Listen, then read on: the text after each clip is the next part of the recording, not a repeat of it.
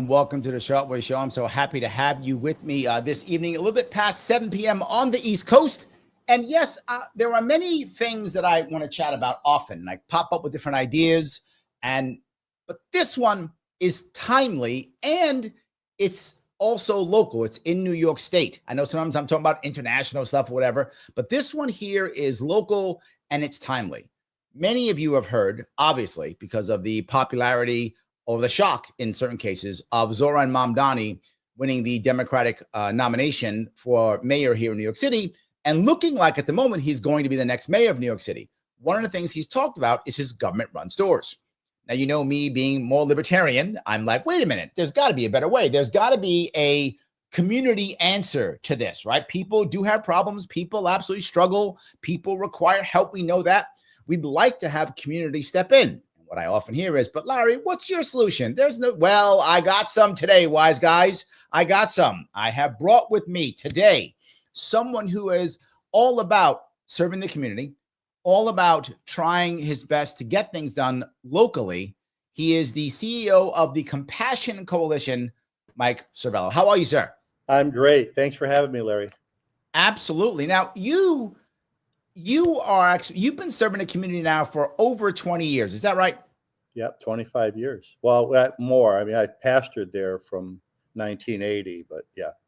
Wow. So you've been there for a little bit of time. Okay, got it. Oh, yeah. A little bit. Yeah.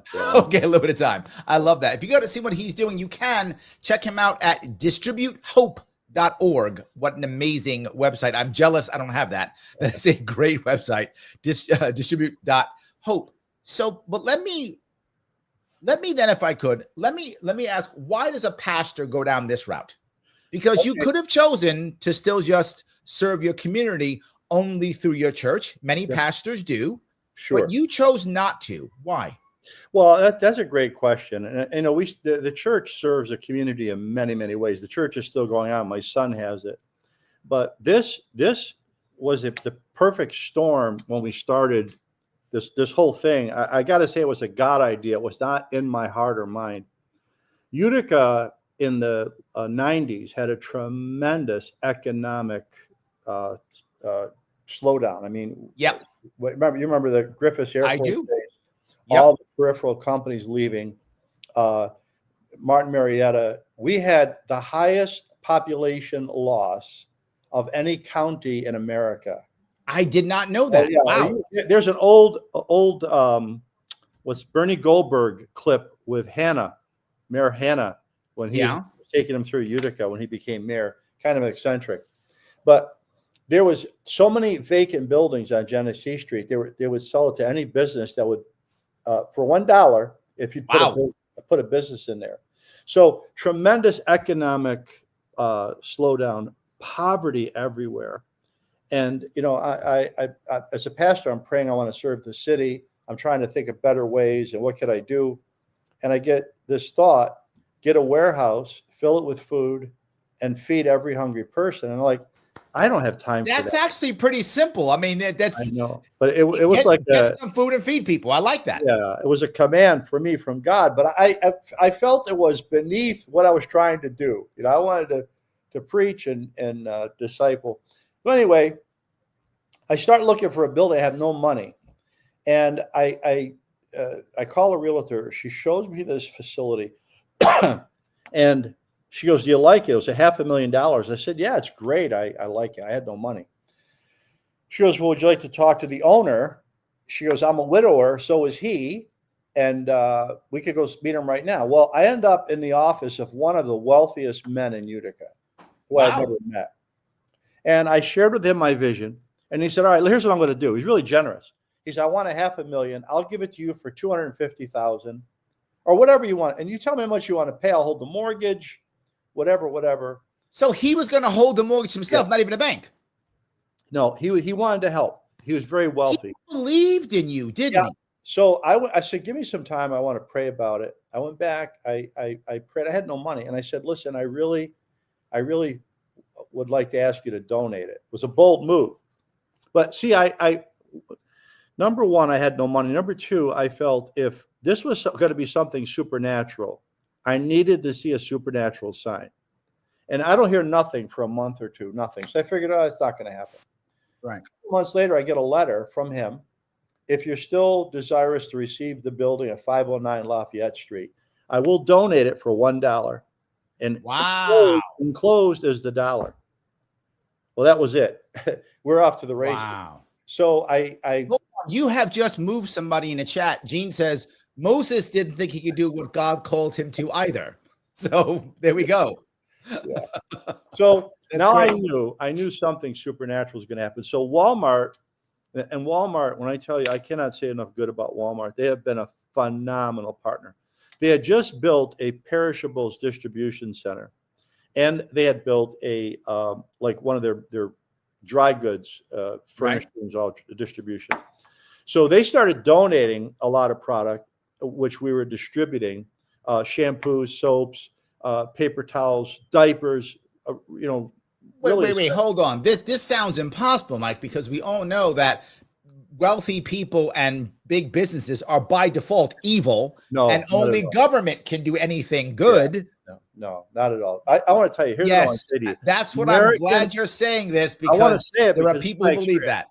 American business is the most generous in the world. Our business people are generous. They want to help. They want to help. So Walmart, where they go, they start helping us, and we set up in our warehouse for all the not-for-profits. We went to Price Chopper, we went to Hannaford. They started donating groceries.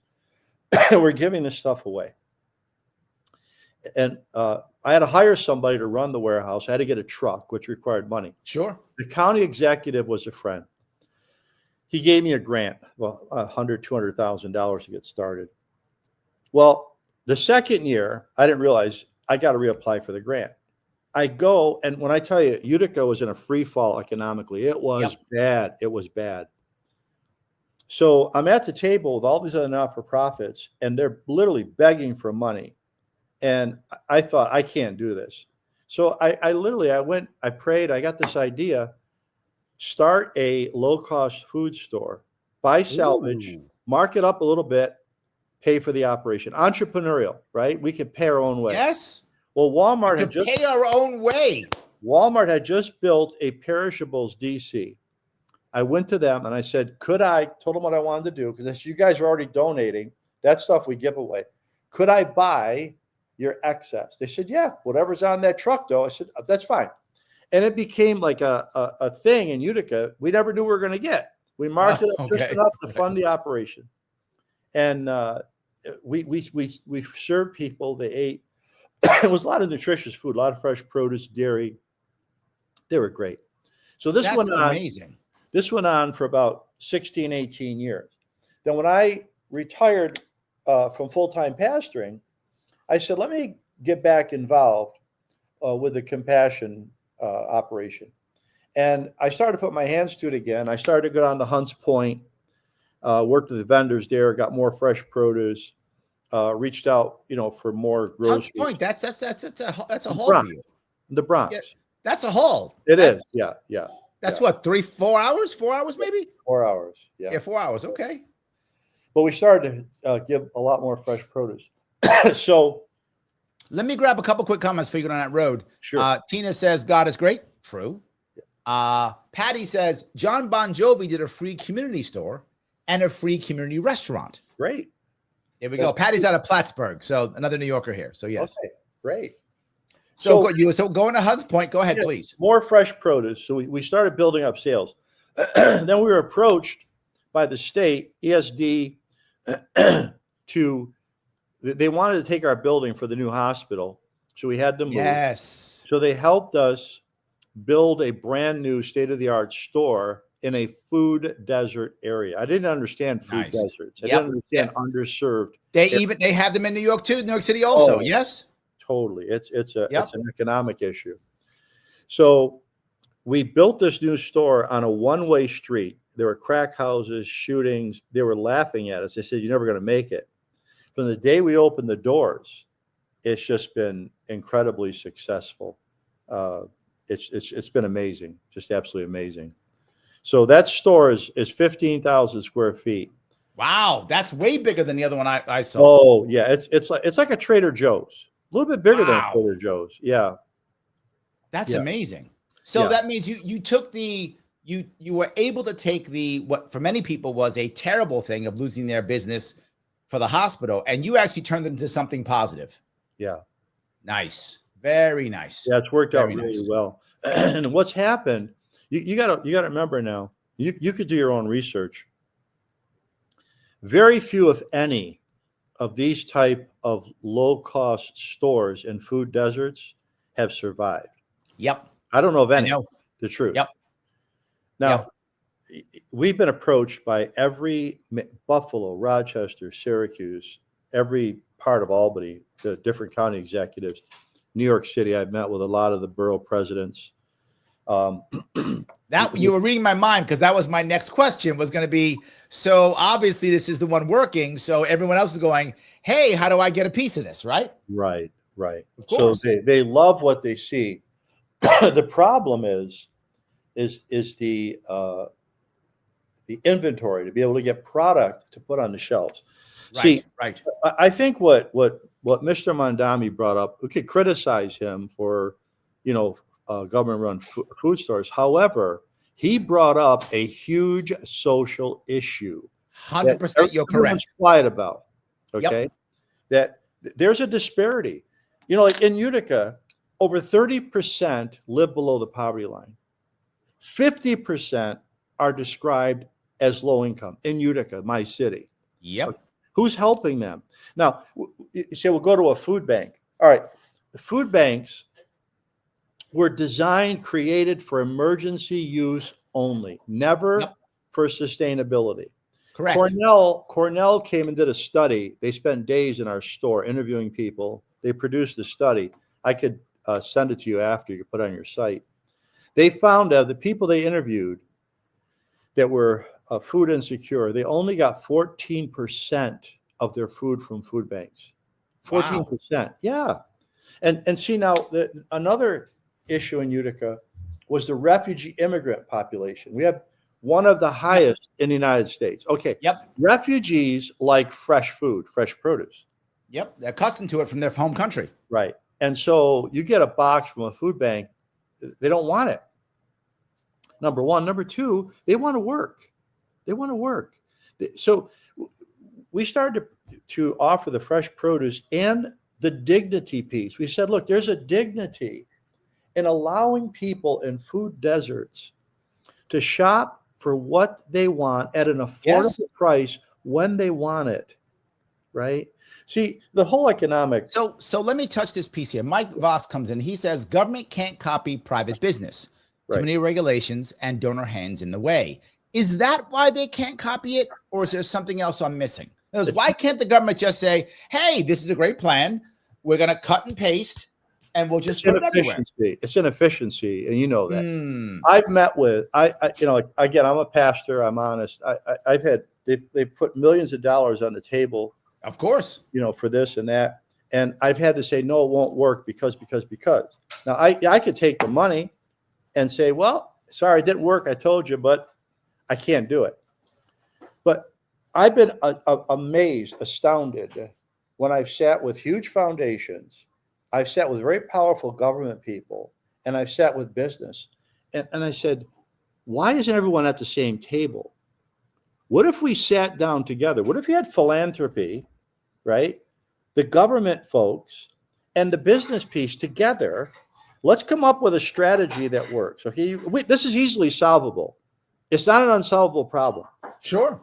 But there's nothing like that. We're going to throw millions of dollars at it. The government sanctions it. We're going to help poor people. And then the business has got to give, right? Now, if all you have is a hammer, every problem is a nail. Very true. Okay, oh, yes. So the only way that business deals with poverty is through food banks. That's it.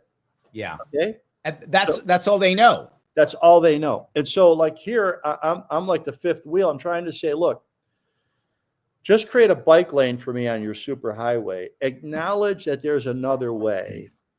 And if major business would help us, we could populate these stores and serve people at a very low cost. Our operational cost, Larry, is 4 cents on a dollar. That's insane. It's insane. But here, look, again, I challenge you, and I challenge any of your listeners. Go find me a store that's been successful, low-cost store in a food desert. And my hat's off to them. But you will not find one like ours that has not only been successful, but operates a compassion piece. Last year, we gave away over $90 million in product. Like I told you, this is all new stuff. Clothing, diapers, bedding, personal hygiene products, school supplies. We're touching millions of people, and we get no money. Yes. So I got to ask you though, here is the company like Walmart or whichever other company that's assisting you, are they attaching strings to this? No. Are they saying, well, you have to give it to these people or to those people, or you can only give it away on Sundays or on Tuesdays? No, no strings. The stuff we're buying, there's no string. The stuff they donate, I got to say again, Walmart, you're talking 25 years of history here. Walmart has helped us serve so many people in need. It's they're a tremendous company. So no strings attached. That's amazing. No. Awesome. No. Matter of fact, a lot of the Walmart folks will come and volunteer in our warehouse, helping us stock shelves. They're amazing. But we could do this. We could do this with other companies like a Costco or different. Look at all the food manufacturers in America. Now, I don't know if you're aware, 40% of the food produced in America goes to waste. Are you aware? Wow, that sounds. Yeah. What do you mean? Like at a farm level? No. What level? Everywhere. Okay.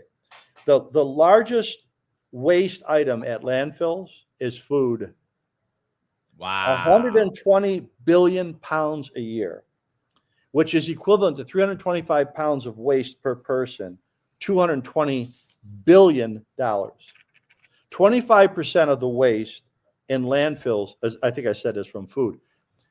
So let me give you some examples. This is what we're trying to intersect. We work with truckers. We work with these distribution centers. When a load of fresh produce comes in and there's a blemish, we don't like it. Yes. Right. They reject it. Right to the landfill. We say, please bring it to us. We'll sell a little, pay the bills, and donate the rest. So fruits and vegetables. I like that idea. That's a great way. You're actually providing, not only are you providing a service for the people who are getting the end product, you're also providing a service for the businesses themselves. Yes. Because they would have to somehow get rid of this anyway and probably just take a loss, and there'd be no benefit to them whatsoever. Yes, there's companies that now they're finding out about us, so they'll bring us what was going to go to the landfill. Got it. Now again, here's a conversation for government and business to sit down and discuss. Like Harvard, I did a conference a year or so ago in Washington, and one of the speakers was the head of Harvard food law policy. If we could sit down with businesses and hold harmless for stuff that not bad, but stuff that gets rejected, of course, to go into these food desert areas, right? Hold them harmless, create a law, whatever. Let's do what we have to do. Let them acknowledge there's another. No, what we have right now in New York City is exactly what you're talking about. Yeah, it's illegal for the people at the restaurants at the end of the day to put their food out because they'll get in trouble. Yeah. So because of that, they have to throw it out. Exactly. So because they're out, now what happens is people lose, to your point, dignity. Now they have to dumpster dive to get the same food they could have just got if the restaurants would put it out at the end of the night. At the end of the night, restaurants have tons of food. To your point, they're throwing it all out. Well, they can't, so they just put it out. It's good food. It's just cooked and no one can have it because it's already cooked. No one ordered it, so it's just sitting there. Well, they used to put it out, but the government came by in this New York City and said, no. You don't have all the rules and regulations, so you can't put it out. They said, well, then we have to throw it out. Well, then throw it out. Well, then the people can't have it. Well, then the people can't have it. Well, the people still want it. So now that's where dumpster diving comes from. Yeah. The city's stupid regulations. That means now people can't just go take the food. They have to go into the garbage. Now they're eating out of the dumpster versus eating out of just a table they'd put out. You're exactly correct. If you saw the waste at the level I see it, you'd be furious. No one should go hungry in America. And I'm going to tell you, it's not business's fault. I want to say again, American business, most generous in the world. But as you pointed out, they're hamstrung a lot of times by laws. And then you know what? Like they figured this out. We delegated this to you. This is what food banks do. But I want to say it kindly. Food banks have become very inefficient, right? They're the cost and okay. So when you receive items into a large food bank distribution center, okay, they've got the coolers, the freezers, all that. Yes. When it comes down line, who's running the food pantries? It's churches, it's grandmas and moms and retirees. They have a refrigerator, right, and a small little thing, and they cannot handle enough of that product, and so people are not getting the wholesome food that they need. Then they're only open, like I know in Utica, a lot of them are open a couple days a week. We help them all. Sure. You're hungry 7 days a week. That's correct. Yes. So yes. Let me grab a couple of comments. So many people are commenting here. Let me grab a couple of these. Shelley says, community every day and every topic. I'm sure your pastor guest would agree. Who are we supposed to love as well as we love ourselves? Our neighbors. 100%. 100%. That's the gospel. That's the gospel. You know what, too? I said this. I work with high level people in both parties. And,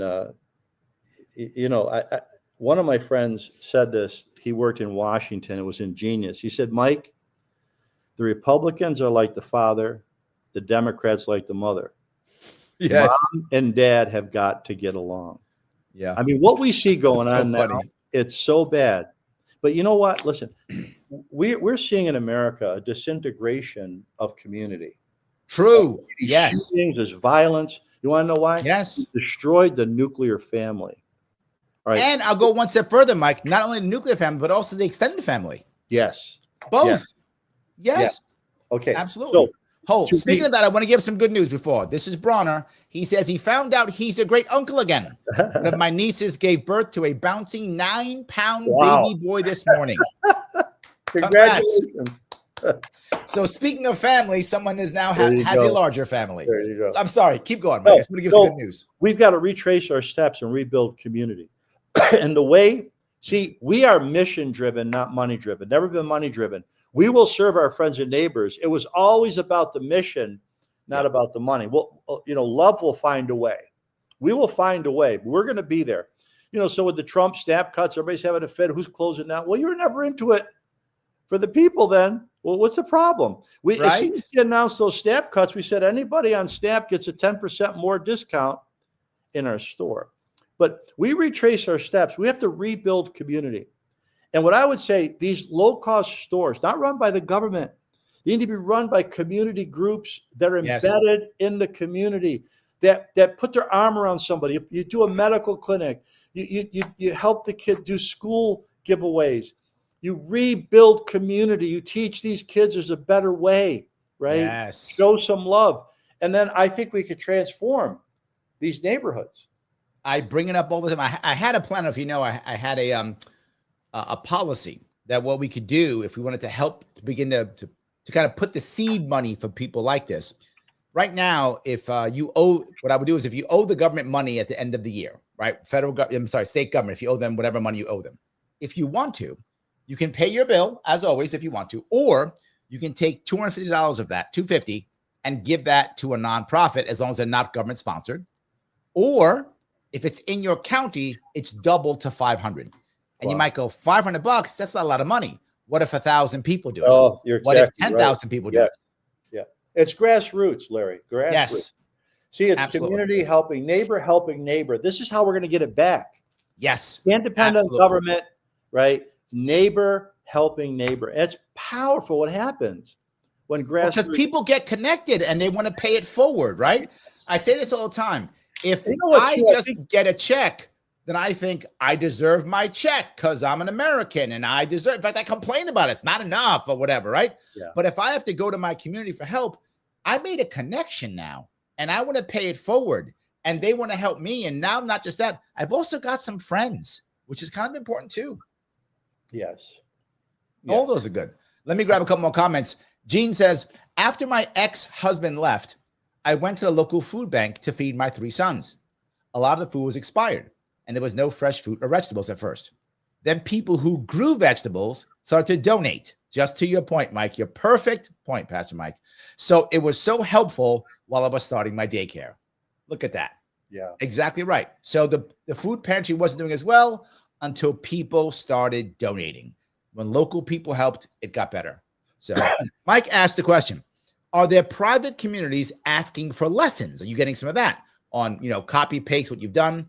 And second question, why haven't the news media talked about this in a quarter century? Why do so few people know about this? Is the government jealous? Well, back to Mr. Mamdani, I think people criticize him, but he brought up a very, very important social issue. God bless him for that.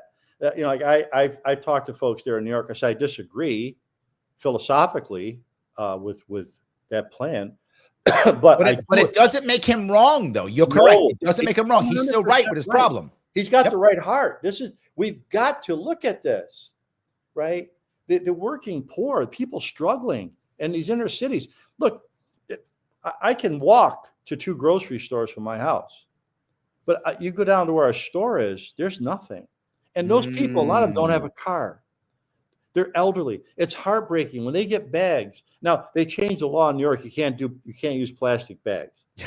Okay. No. These poor people, they're trying to carry stuff in paper bags. They're disintegrating. Yep. You can put it in plastic for them, but they're walking. See, put yourself in their shoes. Just walk a few steps in their shoes and realize what these people are going through. And you know what, too, Larry? I think something happens when you get out and help somebody else. You find purpose for your own life.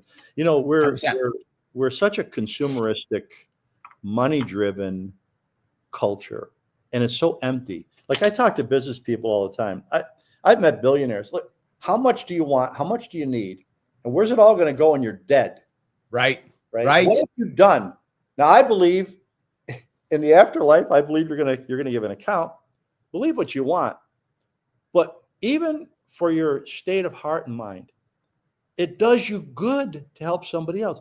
When we first opened the store, a lady came up and wanted to give me $200. I said, wait, let's do this. Let's generate $10, $20 gift cards. And we'll tell the cashiers when somebody comes through that's struggling, give them a gift card. So that's wonderful. So we do the gift cards. We're there talking. This single mom comes through with a bunch of kids. Her receipt came to whatever, $10 and pennies. She starts crying. She didn't have the change. The cashier said, listen, somebody wanted to pay it forward and gave you a $20 gift card. She burst into tears. Well, the lady burst into tears because she saw where her gift went. Yes. Neighbors helping. That's what I'm saying. That's how we rebuild community. There's another piece I want to bring up. I tell people this too. When there are sometimes when I'm a veteran and I spend some time chatting with veterans who are in trouble. It's one of the things I do sometimes here or there. And sometimes they tell me things like, Larry, I don't want to be a burden. I don't want to go to somebody because I don't want to be a burden. And I say, why are you being selfish? And they say, what? No, I'm being the opposite. I don't want to be a burden. I said, no. You don't understand. There are people out there, veterans like me and others, who want to help somebody. They want to pay it forward. You are their purpose. Why are you being selfish, not letting them have a purpose in helping fellow veterans? And when I spin it that way, you find a lot of vets go, you're right. I want to help too. Yeah. Yes. So let's help each other. Let's both have a purpose in this. Yes. Let's both do it. I think you're totally correct. Yes. Yeah. This piece is important. Let me grab a couple more comments if I could. All righty. Liberty Lady says, I know grocery stores that pour chemicals into their dumpsters. True. So the homeless can't eat outside the dumpsters. Wow. That's true. That's true. Wow. That sounds almost crazy to me. Gene goes on to say, my parents used to volunteer at their local food bank so they could feed me and my 3 siblings.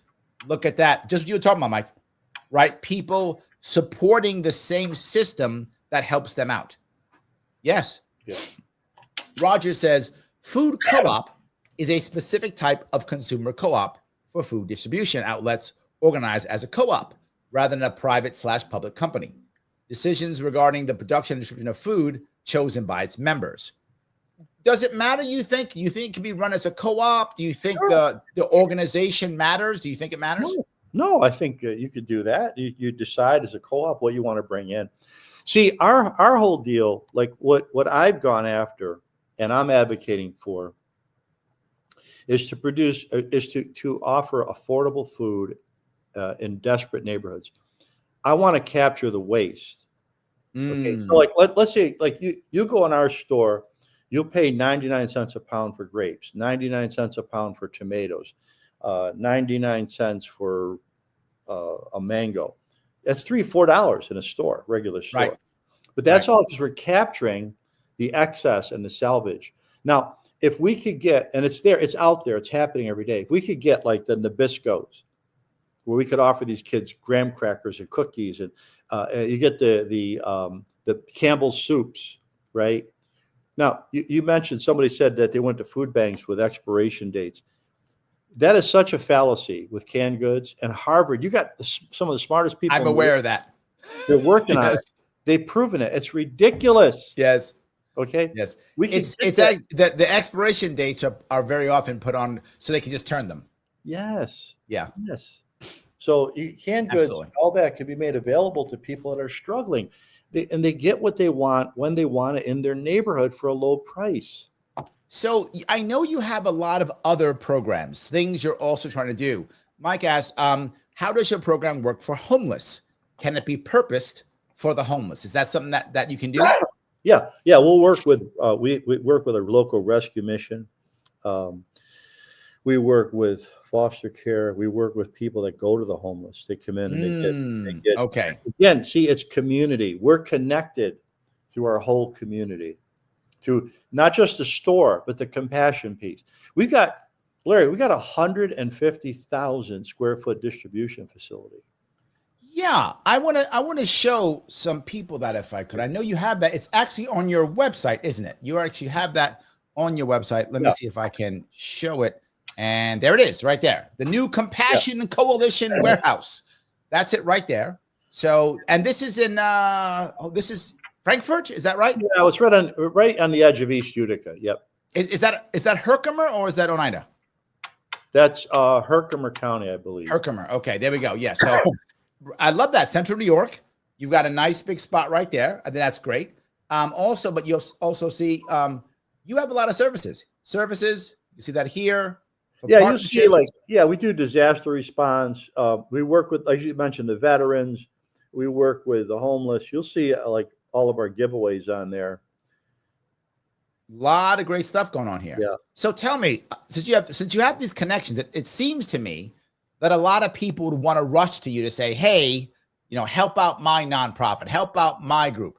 How can you go through and know which ones are the ones you should be helping out and which ones, you probably shouldn't be? How do you make a decision on that? It's got to be challenging for you. It is. Our philosophy and our mission is to go to the most desperate. Oh, okay. I like that. We want the ones falling through the cracks.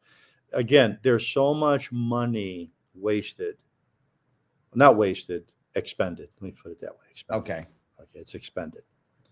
And there's not-for-profits that are fully funded that should be doing that. Do your work. I'm not going to support. We're doing everything on our own. We're earning our own way. Sure.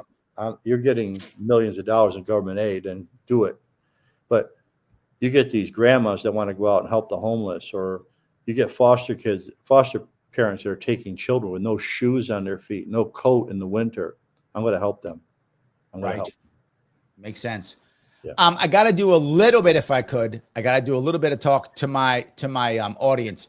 Guys, if you're listening to this and you like this and you want to help out Mike and see what he's doing, head over to distributehope.org. There is a link If you see on Facebook, there's a link on YouTube. There's a link on Rumble. Please check it out. See what he's doing. If you think you want to help out, please help out over there. There's lots of options and choice for you to help out if you care.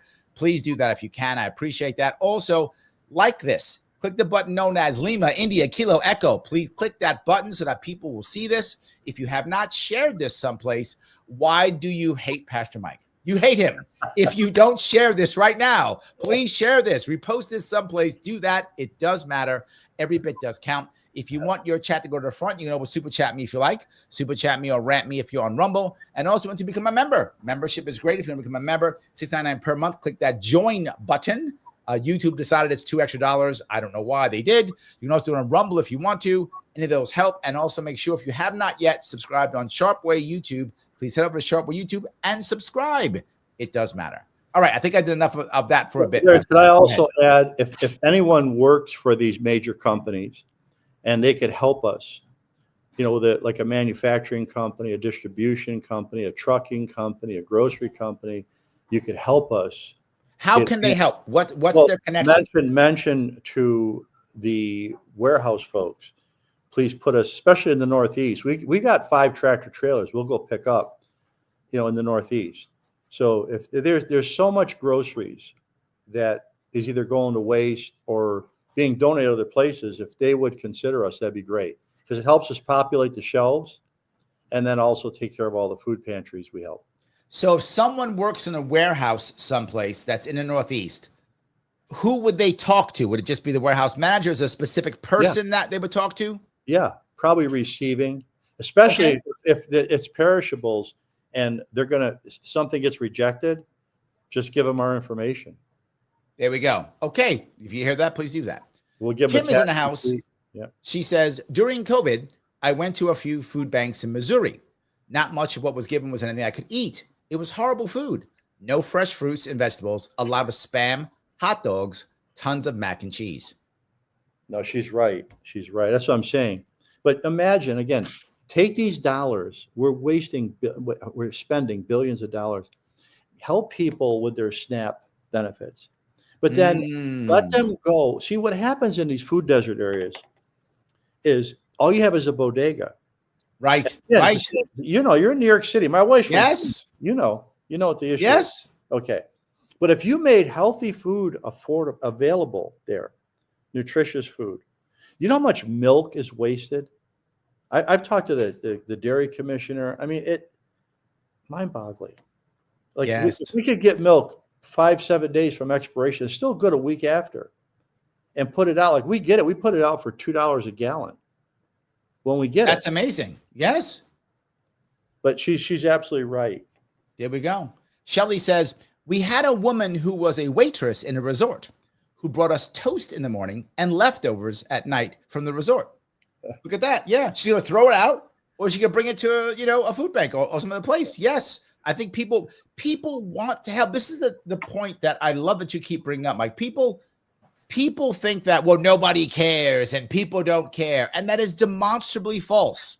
It's absolutely not true. People do care. You know what I found too? I found that hurting people help people. Okay. Hold on. Hurting people help people. Okay. Yeah, if you're hurting, like you're struggling, all these people that are listening to your show, yeah, and they know firsthand the experience of hunger and poverty, I'll guarantee you they're especially sensitive to other people going through that. Oh, got it. You've lived an affluent life. They get what they deserve. You're callous. Like I'll watch, like when we first opened our store in the capital region, I had somebody call and say, well, this stuff is this. I knew they had disposable income. And I said, you know what? Don't come back kindly. The store is not for you. Yes. You wouldn't be talking Absolutely. like that. I watch people with a lot of money come in, and let's say there's 5 of one item. We don't have a lot of. They'll grab the whole 5. We won't let them, but they'll grab. And you'll see a poorer person, a struggling person say, I'm going to take one. I got to leave some for somebody else. Yes. Yes, absolutely. There's a sensitivity. There's a sensitivity. And that's a good thing. Patty says, farmers up here donate to our local food pantries. Good. So we do get fresh produce and eggs. Good. Oh, nice. That's great. So Liberty Lady says, like I said yesterday, if I was well off, I would go into some of these areas and walk behind people in the register line and pay for their food and run off before they knew what was going on. That's the point. People do want to help, right? It's everywhere. They do. People do want to help. They do. Kim says, here in Missouri, our churches are very helpful with utility bills and such, but there's a lot of abuse. That is my worry about abuse, of course. However, I feel, and I look at that particularly in New York, I should say no, in cities, I would say in cities in general, you find a lot of the churches, they're nowhere near as powerful in the community as they used to be at all. A lot of the city churches struggle. They're not as powerful as they used to be, particularly in Black communities. The Black church is not as strong as it used to be.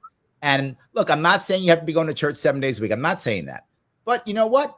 They used to be the center. They used to be the center of help and hope. So I think we've lost some of that. That's called mission drift. You see, when we inverted it, Jesus said, go into all the world and preach the gospel. Go and tell. We made it come to church and hear. Ooh. And we created a culture of consumers, right? Where it was people reaching people. Then you came to church to be equipped and strengthened and serve your community. That's what the whole New Testament, one of the main focuses was serving the poor.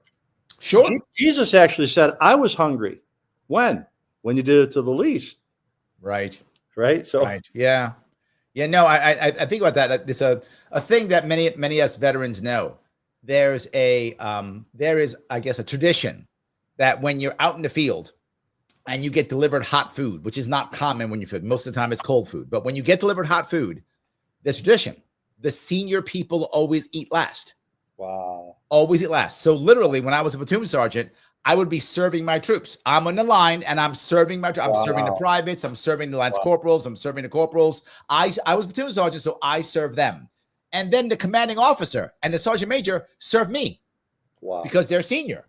So the senior people eat last. Wow. It's a similar concept that we have in the military. Yeah. Servant leadership.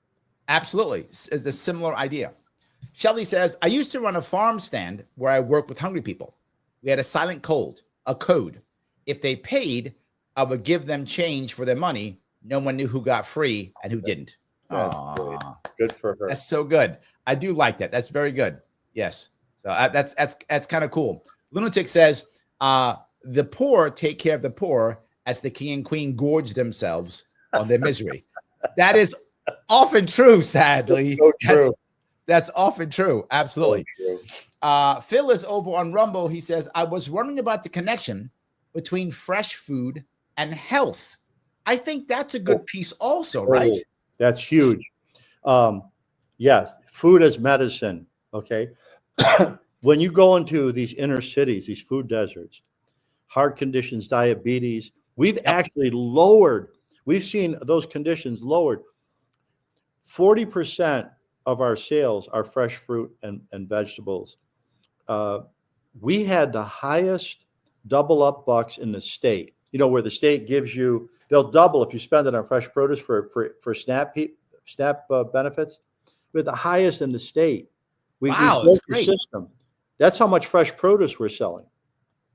That's amazing. It's so cheap. That is great. It's so cheap. We make it so affordable that if a kid wants an orange or a pear, like right now we got New York State apples, beautiful bins of fresh apples and cabbage and the pumpkins and all that. Yeah. It's amazing. Well, I have to, if you don't mind, I have to do a little bit of commercials here if I could. Go ahead. Guys, I talk often about government not always being the answer. Where can you find other examples of that? I think you know where you can.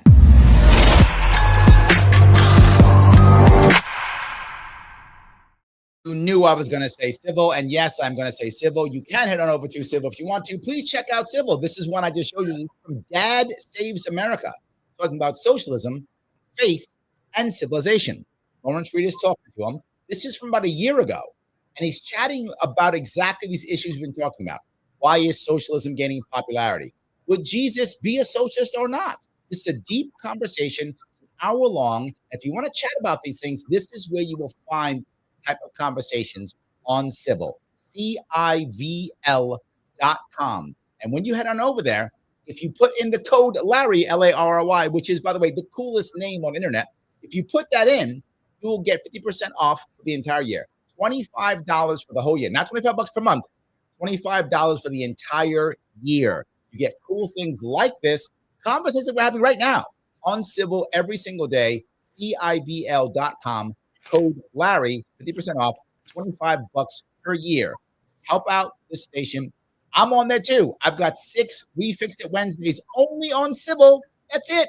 So help me over there. Check them out, CIVL.com, where we're trying to not have the conflict machine, the left and right fighting each other, but real conversations and upgrading civilization. Thank you, guys. So yes, thank you, Pastor Mike. I got to do a little bit of commercials here. So look, what I want to go next. I got comments popping up everywhere. So okay. I do want to grab a couple of these. Gene says, I took a bus to the food bank in Olympia, Washington. I didn't have bus fare to get back home unless I left at a specific time before my bus pass expired. The line was so long, I was getting ready to leave before I got any food. But the person in line asked me why I was leaving. When I told her, she gave me bus fare. Yeah. Again, we see examples upon examples upon examples of people wanting to help. That's what I'm saying, Larry. Correct. Here is the strategy. We go into these food desert areas. You empower the community to serve itself, not the government, the community. Yes. But you got to get business and philanthropy at the same table. Yes. It's like a foreign concept, like a strategy, right? Yes. An entrepreneurial strategy. It's like you're speaking a foreign language. Let's all sit down. Let's come up with a plan. Empower the community. You'll change the whole neighborhood. Absolutely. Phil says we need to support the local farms too. I agree. A lot of times they end up being a huge resource for people. This is another piece. Yes. Yes. And go ahead. No, we do. We try to buy as much local as we can. I agree. I think that it's becoming dangerous. Some of these farms are having to fold up. They're selling the land, for development, and you're going to be importing all this produce. I agree. I think if the government's going to invest money, you need to help these growers. You need to help these folks to stay in business. I agree, 100%. I love that. So Liberty Lady says, and this is why volunteerism is the answer. Yes. The issue that we often have, though, is a lot of times government gets in the way. Yeah. Right. It gets in the way in an attempt, I think most people who are believing in government, I think most of them are trying to do the right thing. Yes. But they often make things worse. I think, yeah. Well, you know why? They're not practitioners. Okay. There's a difference, like between a builder and a philosopher. You could have all kinds of ideas. You could be pontificating in a classroom or in an office, but you never built anything. You never ran a business. You don't understand. Right. Absolutely. The real world.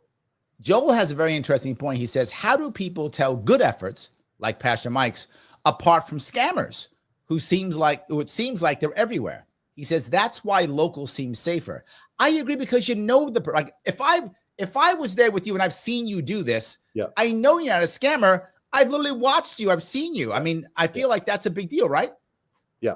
No, I agree. I think you have to look at how the money's handled. Like when you look at 4 cents on a dollar operational cost. Okay. I had a talk with someone in philanthropy. I said, I think that if you're going to be in the social service arena, you're going to help people, like community based, then salaries need to be, and I'm entrepreneurial. I get it, but you got to limit yourself.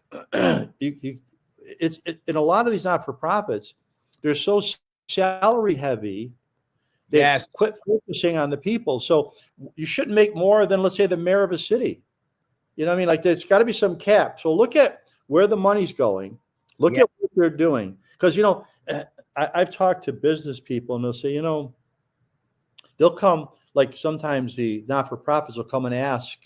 They actually demand. And the business people say, I feel bad. I said, well, that's because they feel like they're standing on higher moral ground. And that something. No. That's how they feel. You're right. Respectful and say, thank you. Thank you. Absolutely. I know that you've taken out of your own pocket to help. Thank you. Absolutely. That's so rare. So Mike says another example. I mean, they're throwing examples everywhere here, Pastor Mike. He says, during the Northridge quake, my entire neighborhood pooled money together, drove 2 hours away, bought food, came back, and every house grilled food for everyone and the kids. That's Great wonderful. outreach during dark times. That's wonderful. That's America. Yes. That's America. Absolutely. That's the best of all of us right there. That's the best of all of us. Yes. John says, the best thing government can do is get out of the way of people doing the job that needs to be done. I can't agree more with that. That's awesome. So let me grab one more piece if I could, guys. If you guys do me a small favor, you see also in the chat, also in the description, besides the link to Pastor Mike's Distribute Hope, also is a link to the Advocates. They are also a sponsor of the show. If you have a second, please click that specific link. I want you to head over there, if you would, and read this specific economic article. It's called Why the Poor Pay More. It discusses exactly the type of things that we're talking about, how government can actually make things more expensive. It talks about that. If you like it, read it, and do me a favor, grade it. Was it persuasive? Did you like it or not? Grade it and then share it. Why? The Advocates want you to actually have more and more conversations. That's what they want. That's what I want. I want these conversations happening. Go to the Advocates, click the link that's there. That specific link. This way they know that it came from me. Read the article, whatever you think. I hope you love it, but if you don't put it, that you don't love it, either way, do that and then share it. And then people will come back to the Advocates and have more conversations about self-governance. It's the Advocates for self-government. So we can be more local, so we can help ourselves. That's the reason why. So please do that if you would, using the link specifically in the description. Thank you. I appreciate that, guys. All right, I got something else I want to pop up here. This is Patty. She says, could the roof of your building be a growing area? Other countries do it, and I've seen some restaurants growing veggies and herbs on their roof for fresh produce. I don't think she just means you. I think Patty means like anybody. She's like, could anybody do it? I think that's really an issue. Well, you know, it's interesting. My grandparents, when they came from Italy, you don't realize when you're a kid, they came with nothing. But the whole backyard was a garden. They had peach trees and pear trees and tomato vines and grape vines, right? My grandfather did his own wine. My grandmother canned her own tomatoes because they couldn't afford it. And it was a small yard. It wasn't a big yard. I think, I agree. Yeah, that's a great idea. So, Pastor Mike, you've given me some great stuff to talk about. You've shown me that we should go over to distributehope.org. You've shown me that, again, localism can work, that community is more important and better than government. I'm happy. Is there anything you want to bring up or chat about before we wrap this up? No, just that we're trying to create awareness. Not so much for us. We're fine. But this could be replicated. I think that society is unraveling, and I think we got to rebuild community. And if we all work together, and food is everybody loves to gather around food. Yes. And if we could do something, so if we could get some help or get some people at the table, and I don't care who does it, but we sat down and come up with a strategy that, I think we can make some huge changes in these cities. I love that. Guys, remember how the algorithm works. Once this live is over, please come back after it's over and put a comment afterwards, right? And please put a comment on, what do you think about building community the way Pastor Mike's talking about? Tell me what you think in the comments. Do that so we can keep this moving again and again and again. And if you're watching this afterwards and it's not live, you're going to see 2 videos pop up. Please watch one of them. The algorithm loves that too. I'll be on tomorrow again at 7 p.m. I will see you all very soon.